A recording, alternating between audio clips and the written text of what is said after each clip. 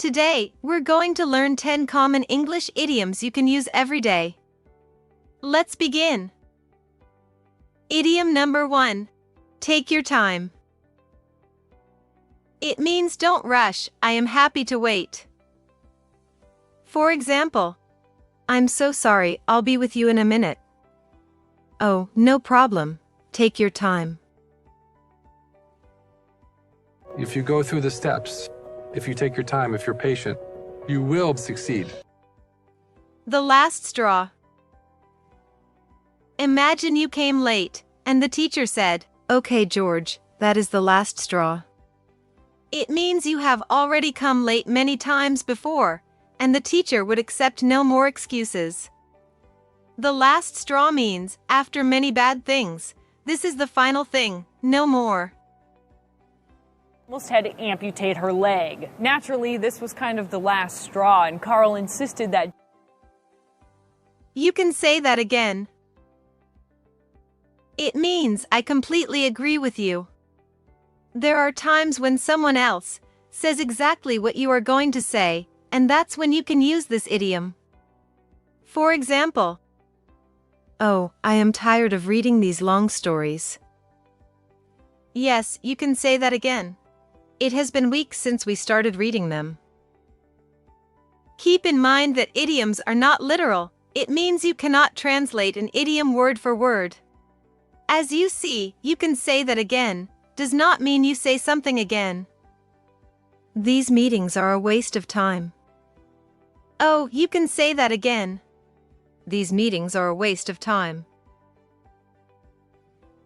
Starring the Joker, it would certainly be an interesting experiment. You can say that again, pal. Feel under the weather. It means you feel a little sick, maybe you have a cold. You didn't come to work, are you okay? Well, you know, I woke up feeling under the weather. If you're coughing, sneezing, or starting to feel under the weather, you might blame a virus or possibly a bacterium. I'll take your word for it. It means I believe you. For example, would you please tell me who our English teacher is? Mr. Paul is your English teacher. He is one of the best teachers in the town. Oh, I'll take your word for it. It means I believe you because I don't have any information. I have never been in his class before. I have to trust you. Of caffeine. I don't know if half of what you said even goes together, so I'll take your word for it. You have your work cut out for you. It means you will be very busy. It is a polite way to express your sympathy. Wow, you are really gonna be busy. For instance, Alex is going to renovate that old house on Westwood Drive. Oh, really? He has his work cut out for him. He is going to be busy. Before it dries. 2, if it is already dry, grab the hammer and chisel, baby. You have your work cut out for you. Cut someone some slack. It means, don't be so critical. For instance, I hate this software. It is so complicated. Cut yourself some slack. You have just started using it. Don't be so critical.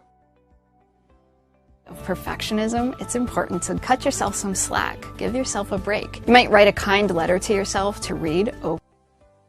I'll cross that bridge when I come to it. It means deal with a problem when you need to. For example, we might need to cancel the picnic. It might rain. Let's cross that bridge when we come to it. Long story short. We use this idiom when there's kind of a long story, but it is not important, only the ending is important. We make a long story short. For example, I returned the product, but I didn't receive a refund. I called the company, and the company told me to call the bank. I called my bank and the bank said, "Call the company." Long story short, someone helped me, and I got my money back. Future. We grew distant, and long story short, he broke up with me a month ago. Hit the sack. It means go to bed and sleep. For example, we have an early flight tomorrow. We would better hit the sack. That night, I'm ready to hit the sack, and I You don't sleep. fall asleep on the bike at all. No, not Okay. yet. All right. Exercise. In the comments below, write down a mini conversation using one or two of these idioms, and let me know if there are any of these idioms in your language. Thank you so much for watching.